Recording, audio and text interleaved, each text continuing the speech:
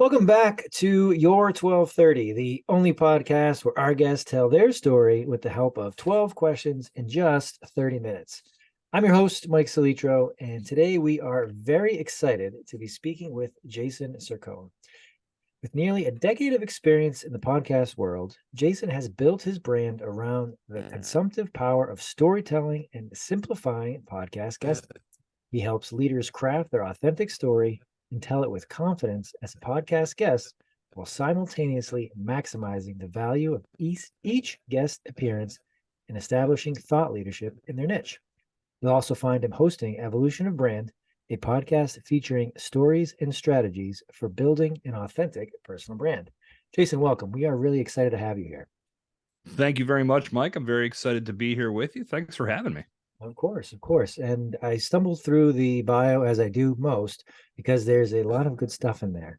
I think you did quite well. That was a good read. We'll take it. We'll take it. So podcast guesting, what do you feel that one thing that kind of jumps out there is simplifying it with the power of story. So let's start with the simple part. What are people overcomplicating when they appear on a show as a guest? Well, there's a number of things, and I think it starts at the very beginning. The pitch, the presentation, that often gets overcomplicated to a point where they may cost themselves opportunities just because they're not utilizing the right type of outreach. They're spraying and praying. They're not doing research beforehand to make sure they're a good fit. I used to host a podcast that didn't have guests. It was just a complete solo show, and I'd have people reaching out for guest opportunities. Like, no, if you listen, you know it's not that type of podcast. So understanding what the podcast is all about, how it's structured, and how you can bring value to it is incredibly important on the front end. But now let's say they get to that point where they have landed that guest appearance and they're bringing their story, they're bringing their personality to the microphone. That's really what it's all about, is telling your story in a way that it will resonate with the audience and bring them value and show them that you can bring transformation to their world. So many people will turn to podcasts to get information, education, maybe just to escape from their world for a little bit. But if they find value in the content that they sink their teeth into, not only are they going to stay tuned into that podcast, more than likely they're going to follow the person that brought them value into their world. And that's really what you're trying to accomplish as a podcast guest. And that's where I feel it gets overcomplicated, because people will try to show up in sales mode. They're going to go on every podcast with a sales pitch. And if I don't close something today, it's not successful. And that could not be further from the truth, because in a lot of cases, if you do go into sales mode, more than likely you're going to turn the listener off and they're not going to want to listen to an infomercial, or because the podcaster themselves, they know what their audience is tuning in for, they may not even air that episode. So if you show up with value in mind, looking to serve, looking to make a strong connection, and treating this as a valuable networking platform, you're going to get a lot further. But again, there's so many things that cloud the waters, that my goal is to help people understand a clear, concise way to leverage the podcast platform so they can grow their brands and really achieve undeniable results. That's such a great answer for many reasons, and you've been both on the guest side and the host side, so you have experience on kind of seeing all sides of the pitch. But what I really like, as you talk about, is the format of a podcast. People are tuning in for education, for information, something a little different, and generally they've got an idea of what they're going to hear, who the personalities are, and where the conversation is likely to go. With so many options, you have very limited opportunity to kind of pique their interest, and you can do that best by storytelling and not necessarily selling a product, selling a service. If you are personable, if you're enjoyable, if you're providing that value, they're gonna listen. They're, as you said, follow along into their world. I really like that the kind of visual. So it is an opportunity to tell the listener something they may not have heard in a specific way, introduce them to you, your company, your brand, what you're doing, your initiative, as opposed to saying bye now, kind of sell what you've got. So that's a great starting point. The story part of that, what makes a good story, especially in podcast form? Well, being authentic is where storytelling really shines through. And oftentimes a lot of people will want to shy away from that authentic story, Some of it may seem painful. Maybe there was a lot of failure in the past, but reliving that, it could suck a little bit, but there's also a lot to celebrate because more than likely you've grown so much and learned so much from those past failures. And telling that story is something that will truly resonate because there's somebody out there that's going through the same thing and they're looking for a solution, and they can relate to somebody who's gone through it and utilized certain steps and certain processes to get beyond the suck to a place where they feel they're operating in a more successful in a more successful way, I should say. So that story, no matter where you are in your journey, could be helpful to somebody. And if you're in a mindset that you can't help anybody because you've only reached a certain level, let's say there's 10 levels and you're only at level 7. Well, I can't really impact anybody until I get to level 10, right? Wrong, because there's all these people behind you that are at levels 1 through 6 that are wanting to get to level 7. They would die to be at level 7 where you're at. And your guidance could help them get there. And then when they level up, you level up at the same time. So now you continue to take strides forward as well. So bringing that story to the surface in a very positive, compelling, engaging way is truly going to make an impact. And most people tune into podcasts to hear good stories, to hear very good conversation between the hosts and the guests. And when that's in place, not only do they learn from the person that's speaking, but they also find a new podcast that they can work into their rotation. So this storytelling ability on both sides is creating compelling content, much like a television show or a great movie. If you get invested in that content, of course you're going to come back for more. And of course you're going to tell others to listen as well. And that's really, as a podcaster and as a guest too, what you want to happen with this medium, because the more people that listen, the more opportunities you create to grow your brand, to reach new people, to welcome those people into your world. So it's all about having a powerful story and telling it in a clear, concise fashion so it relates to the listener, so they want to learn more and get more value from you. I like how you describe the different levels and then being able to bring somebody else, even if you're not at that peak, that 10, there is going to be an audience that is behind you, either in tenure or success, and you can bring them to where you are. There's always going to be somebody looking to get ahead, no matter what level you're at. And that also the failure part of that I think it's important that, especially when telling these stories, that it's acknowledged. And sometimes I'll have stories that say, well, I was doing this wrong, but now I'm definitely not doing it wrong. And I always kind of take a step back. It's like, well, are you going to be telling a different version of the story in 6 months where, as we were talking, it was still a mistake? So I think the failure part is really important, and to realize that sometimes it's always going to be hindsight, or it's going to be, constantly tweaked, or it's going to be continually improved, where I might not be making that same mistake I was making, but what I'm doing today is not perfect. It's not the end. It's always going to be an evolution. So I think that's what kind of helps these stories.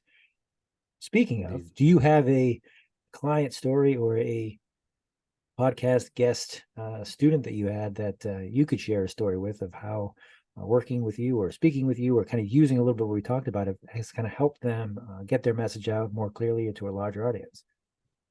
I think I'll go back to one of my first clients, just in regards to it wasn't just on the guesting side, it was on the production side. And just watching that evolution over time of someone that wanted to have a podcast, but wasn't really sure how to do it, understood how to speak to some degree, but didn't really have hosting experience, but wanted to sink their teeth into it. And that's what he did. And he really kept at it and just kept getting better and better and better. And that's really something that works on both the host side and the guest side. And it oftentimes will throw somebody off to a point where they don't even get started, because they're so concerned they're not going to have a skill set that people want to listen to. I've been podcasting for nearly a decade, and I can say with complete confidence that my very first podcast episode sucked. I was not good. And any podcaster, it doesn't matter who it is, it could be your favorite show, it could be you yourself. If you go back and listen to your very first episode, and then go and listen to your most recent episode, you're going to see a significant difference, because the more you do this, the more you get better. So watching that unfold as someone got more confident in their voice, that's what lights me up. That's what gets me excited. I love seeing somebody make that breakthrough, because as they practice, they get better. And that's what I watched my client do. And he kept building on that skill set over time and just continued to get better and better. And that's really what it's all about, is whether you're looking to leverage this platform from purely a guest standpoint, which is entirely possible. You don't need to have your own podcast to leverage the podcast medium, or you want to be a host, or you do a hybrid where you're doing both. It's all about consistency, and it's all about getting a little bit better at your craft each and every time you turn on a microphone. So watching him do that was incredibly impressive to see. And the commitment is really what it's all about. So I was very proud to see him come to life that way.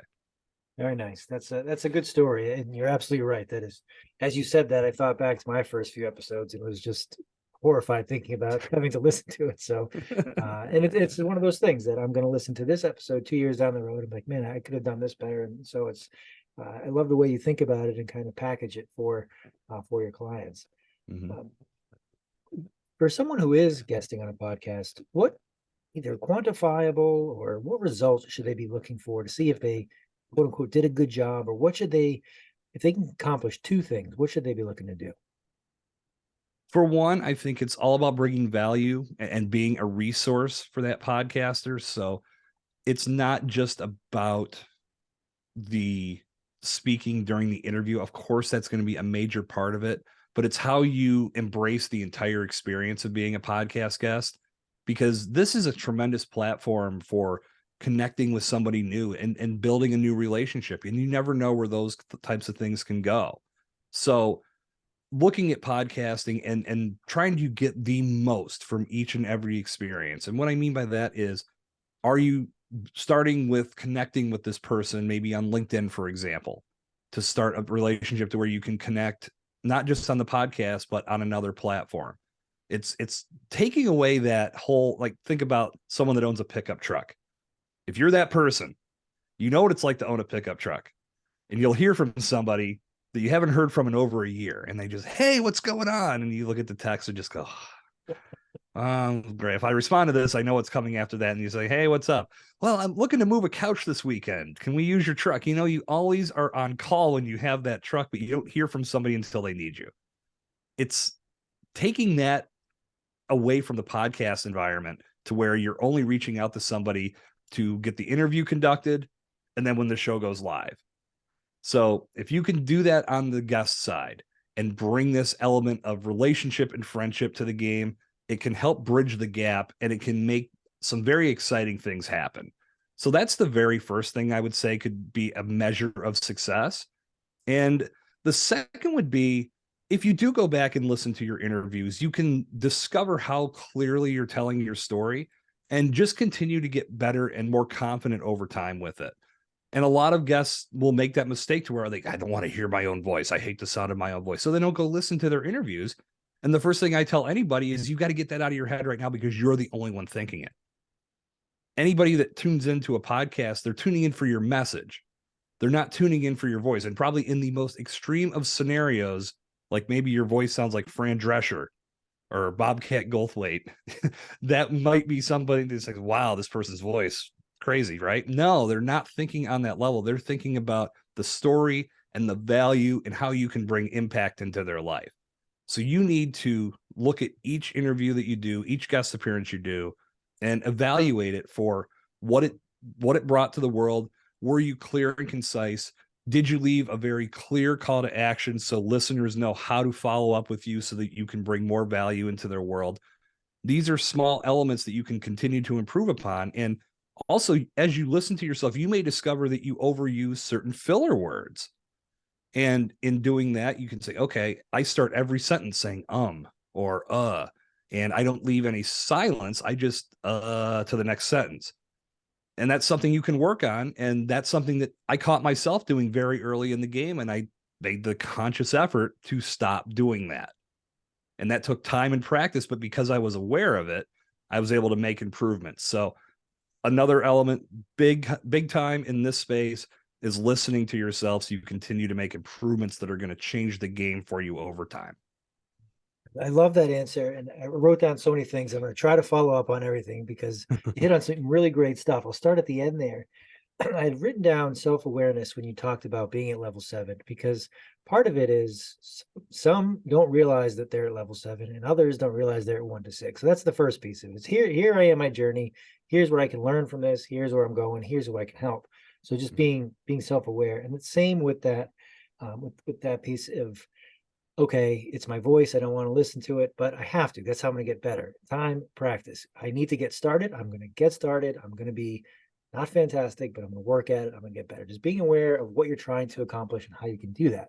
I think that's wonderful, wonderful advice on either side. And pretty much forgetting podcasting, anything you want to do, you've got to get out there and you can practice, rehearse, you can get ready, but until you get those reps, there's nothing like it. So that's really wonderful advice when it comes to podcasting or anything you want to get done.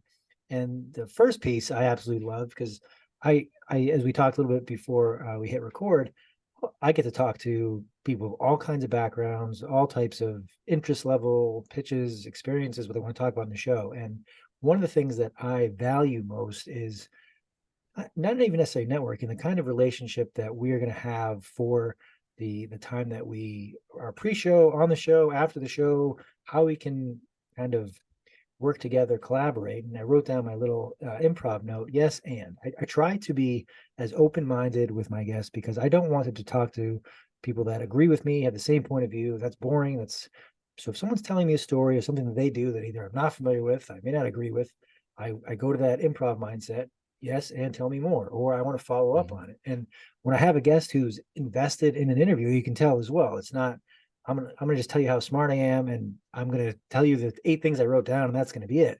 It's we're having a real back and forth conversation. It might be one that, I don't know what not. I had people have backgrounds that I had no idea, written books, record songs that I would not have listened to or read otherwise. And that's been some of my best interviews because kind of get yourself out of that comfort zone and learn something new. So that's really good advice that it's, if you're going to be in someone else's game, play their game. And if you're going to invite someone in, do so open arm and kind of play it together. So I think that's really helpful, both, for podcasting and in general, that it doesn't hurt to do any of those things. So love that advice wholeheartedly. Yeah, I think, that advice, like a lot of things in podcasting, it transcends the act of podcasting. It goes into a lot of areas of your life, both personally and professionally. I think of speaking skills that you develop here on the microphone translate so well to presentations, to maybe giving speeches, or maybe speaking in front of large audiences. Also, how you communicate with loved ones. I know my podcasting abilities allow me to dig a little deeper with my daughter when I say, "How was school today?" And she goes, "Good." And I say, "Okay, tell me one thing you learned." And you just continue to build on it so we get a conversation going. Again, you're developing skills that can make you a more effective podcast guest or podcast host, but it doesn't need to stop there. So if you continue to build and dig deeper, you're going to get better at everything you do. I'm so glad you said that because my oldest is 6 years old. I'll catch myself asking him similar questions and getting a one-word answer. It's like, that's a bad question. I can't phrase my question in a way where he can just blow me out. Because, if I ask you a poor question, you're a good enough guest where you will answer it thoroughly and kind of take me to the next subject. But if I ask him, so was everyone at school today? Yes. Okay. Well, that was bad. It's like, all right, you ask a one-word answer, I'm going to give it to you. So that's good practice. And, they're a tough audience, but they help out. Absolutely, they do. You mentioned starting podcasting over a decade ago. How did you get involved, and what were you doing either beforehand, or what spurred you to start? It was actually about, as we sit and speak, it was a little over 8 years ago. So I'm coming up on a decade, and it was very funny. The story all began out of spite, believe it or not. Okay. So I had radio experience in college, and it wasn't anything major. The campus radio station had a little club where we were all DJs, and I had a blast with it. I was in the communications program, so I got to be part of it. It was really fun. And I had thought about maybe pursuing it after school, but I didn't. And several years had passed, and I was working in the craft beer industry. I had a full-time job. I had also launched a craft beer advocacy blog. At that time in the world, which was around 2013, when I launched it, there was all these new breweries popping up, and there was really this groundswell of like, wow, there's all this good beer out there, but so many people don't know anything about it. And I wanted to add another voice to raise awareness, and decided to just start writing stories, writing posts about the beer industry, how these little breweries were doing their thing. And I was in Pittsburgh. I'm still in Pittsburgh, and partnered up with some places, and I wasn't looking for money. And I told them that, listen, I just want to give you some coverage and learn about what you're doing and write about it. And they were all for it. And that grew into me creating an app that I wanted to put out for people in Pittsburgh, and even people that were visiting Pittsburgh. They could download this free app, and it would give them access to events and happenings going on around the city. So big events and beer releases, you name it. And I ended up picking up several partners from bars and breweries, restaurants, the big event coordinators. And the day I launched the app, a guy got my first troll on Twitter.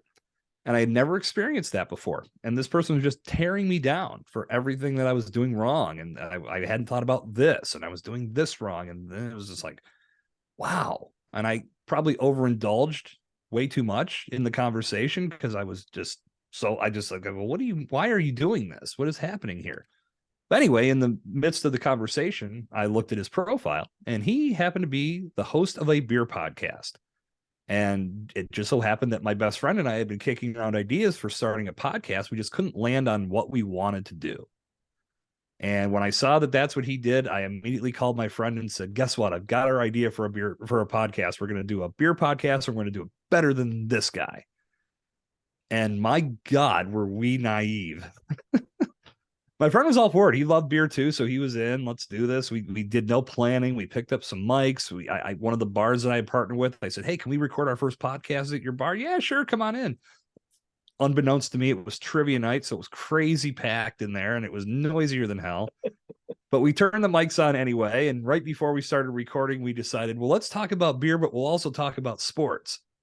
So now we're off in two different directions. So we did not tightly define our audience. It was a train wreck. So we got that first episode done, did no editing, and put it out on the internet. So for me to think that I was going to do a better podcast than this guy who had been doing it for years, my God, was I out of my depth. But I tell that story with fondness because it rekindled the flame. Because when I did the radio stuff, I loved it. And this was the next incarnation of radio. And I knew I wanted to continue to work at it and get better. And that's what I did. So my friend and I, we ran that podcast as far as we could, had some unbelievable experiences, got to meet some great people. And then I started a second show on my own. And about 20 some episodes in, I discovered, or I just said to myself, this is good. The practice is better, getting me better, but I really want to take some time to just analyze this and study. So I decided to put that show on the shelf and just listen to other podcasts, but also listen to radio personalities and watch people on television, how they relay the news and communicate through the camera. I just wanted to get better at that element of storytelling. So that ended up being about 1.5 years of just analyzing what other people were doing. And then when I jumped back into the podcasting game, I had a much clearer vision of how to conduct myself, how to have a better conversation, how to ask really good questions. And I've been off to the races ever since. And the craft beer days are behind me, but that was really where it all got started. That's an excellent story. You tell it with such passion and enthusiasm. Given it started with I started out of spite, and then landed at full circle. So thank you for that. You bet. So wanted to circle back. We talked before we hit record that you were also, besides working with clients on podcast guesting, podcast hosting, also putting together a course that would cover some of this material. Being able to communicate it on air via, kind of speaking directly is one way. How have you been able to kind of translate the lessons that we've talked about today into a course that people can take on demand, or when they're ready? How has that process gone, and what is happening with that? It's coming together very nicely. And my goal is to create something that was, as the theme of what I do goes, it was to simplify things. And the course that I'm putting together now, it's more of a mini course. It's going to be probably around an hour-ish in time that you can get through the videos and the simple exercises that'll be in place. But the idea for it was the fact that as a podcaster, and Mike, I know you told me, much like all podcasters that I talk to, we are inundated with pitches and presentations on a daily basis for people that want to be a part of our show. And it's, I don't have exact numbers here, but typically it's like 1 out of 10 is actually a good pitch. It's a good presentation. They're actually doing things that stand out and make me say, okay, this is a person that I can talk to because I know they are looking to bring value to my podcast. They've listened to the show. They know their expertise aligns with what I'm creating. It tells me this is a person that I can bring on the show, because podcasters typically will do 1 show a week. I do 2, some do more, but typically we only have a handful of these guest spots to hand out. So they're pretty coveted. So you want to be somebody that really stands out, and it starts with that presentation.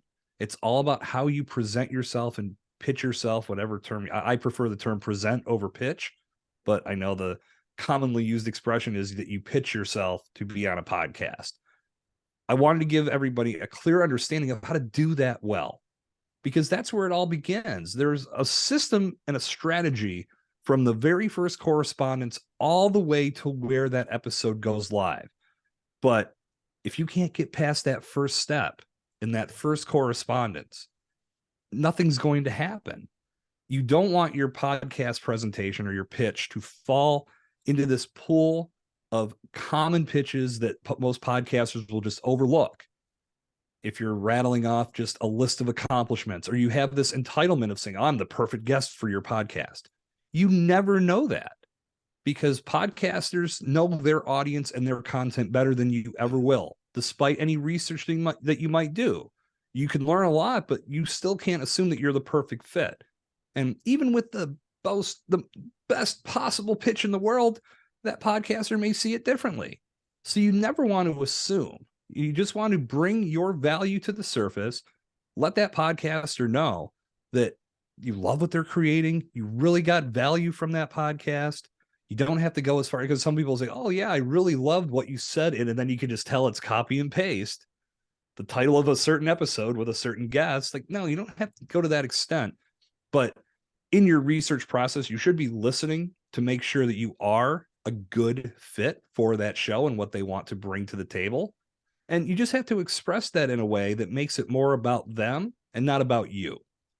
And that's what the course is all about, is helping you understand how to do that effectively so you can double or triple the amount of yeses you get, which will open up more opportunities for you to have those guest appearances that will help you build your brand, establish thought leadership, and open things up in a very dynamic, powerful way. And again, starts with a pitch and you build from there. So that course, as we sit and talk, Mike, it's not fully complete, but it's going to be ready in April of 2023 for the world to consume. All right. Well, we are not far away, so I'll make sure that we post links to your stuff so they can connect with you when it's ready in April. I want to change gears. We're somehow already coming up on 30 minutes, and this will probably be one of the most unfair questions that I ask on the pod, so I hope you're ready. But I know a good number of folks from Pittsburgh, and I have to say everybody from the area absolutely loves it, and it is the most proud place that I know great people from. I've been many times. I love the city. Why do you love Pittsburgh? That's a great question. Wow, no one's really ever asked me that question. I'm not from here originally. I grew up in a little town called Bradford, Pennsylvania. It's about 3 hours north of Pittsburgh. And it's the home of the Zippo lighter. That's pretty much our big claim to fame in Bradford. And for whatever reason, I always in my head knew I was going to move down here. I was going to move to Pittsburgh someday. And a lot of it stemmed from my godfather lived, and he still does. He lives in Pittsburgh, and he was my dad's best friend growing up, and he gravitated down here for college and stayed. And we would often take trips when I was a kid. And that was when I fell in love with the city. And when I was ready to make that move out of my little town, I got accepted at Duquesne University for my master's degree. And that's really what sparked it. But I always knew. It was always this feeling inside that Pittsburgh was where I was going to end up. Now, whether I stay here for the rest of my life, that's another story. I don't know. I can't predict the future. But there's so much happening here. And I've seen so much in regards to development here in Pittsburgh with the technology scene. Obviously, that craft beer scene that I had mentioned before has grown by leaps and bounds. There's always something new to be doing if you're a big fan of beer. And ironically, I don't even really drink much anymore at this point in my life. I'm 43 now. I started all that other stuff when I was 33. It was a totally different Jason back then. But again, in regards to sports and theater and comedy, you name it, there's always something to do. And I always say about Pittsburgh, it's a big city when you come from a little town like me, or like I did of Bradford, but it's not something big and enormous for somebody that has lived in New York or Chicago or Los Angeles. So if you're coming from a small town, this is a nice step up, and it's just big enough to make you feel like you're from the big city. That's a solid answer, because I fumbled my question. I was going to ask you, why do people love Pittsburgh so much? But I asked you, why do you love it? And you gave an excellent answer. So thank you for that. We are coming up, as I said, on the full time. We've covered a good amount of material. Is there anything that I didn't ask you that I probably should have tonight, Jason? Well, I would say if there was a question I would put on your format to ask me, it would be, what is the biggest thing that anybody looking to attack the podcasting arena needs to focus on? And the answer to that is commitment. Whether you're starting your own show or you're looking to build a presence as a podcast guest, you have to commit to what you're doing. It's very hard to. I'm going to stop my answer. Are you getting some feedback on the mic? Oh, No, I am. Sorry if I'm moving. I'll stop that. Okay, there it's gone. Hopefully you can edit that part out. I will do. All right. If you aren't willing to commit to getting the most from your efforts, it's very hard to get anything to take off. So many podcasters will start a show and only get a few episodes in, and they'll throw in the towel, whether they're looking at their download metrics, which are irrelevant, or they feel like it's just too much work for the return they're getting. They're not truly committed if they're just saying, oh, I'll give it a few episodes and see what happens. No, like, you have to commit for a minimum of a year. I'd rather see anybody put two years forth and say, okay, I'm going to do over 100 episodes and really make my show take off. As a guest, you can't just do one interview and expect the world to show up at your doorstep. You have to be committed to making these guest appearances, connecting with new podcasters, building relationships, and growing your presence. And when you do that, you learn to tell your story in a more confident fashion, and you build more confidence in your overall delivery and approach. So taking time to commit to whatever you're doing, whether it's both sides of it or one or the other, you're going to be in a much better place if you're committed to doing things consistently, and it's going to just make you better at what you're doing, and it's going to take you to a whole new level. Thank you for adding that in. That's a wonderful insight to add, because a lot of times you'll see I've been at this for X amount of time, and it's either it's not long enough, or you're getting closer to where you want to be, both, again, in the podcasting world or what you are trying to accomplish personally and professionally. So it's you being consistent and being committed to seeing it through. And sometimes it's just going past a little further than where you are, or a lot further in the case of a handful of episodes or just one or two. So I think that's a great addition. Thank you for including that. If our listeners want to find out more, connect with you directly, or as we talked about the course, where can they do that? The best place to go is just join me at jasoncercone.com. And when you land there, you're going to be connected to a number of different resources that I have available. When the course is live, of course, I'll be posting and talking about it there. And anybody that's really looking to get something from the podcast space, whether as a host, a guest, or a combination of both, set up a 30-minute discovery call with me so we can have a conversation. I'd love to hear your ideas, where you're at in regards to building a podcast or jumping into the pool as a guest. And I'd love to bring some clarity to your world. And if it makes sense for us to partner up so I can give you some additional clarity and pointing down the right path, I'd be more than happy to do that. But all starts with that first conversation. So join me out at jasoncercone.com, set it up, and we'll make it happen. Thank you so much, Jason. I absolutely am a big fan of the approach of, I want to bring as much value, help as many people as I can, and that by doing so, many good things will come back to you and to the rest. So I wish you nothing but the best. And please come back and visit us again, and I look forward to next time. Thanks, Mike. Thanks for having me. I appreciate it. Got it.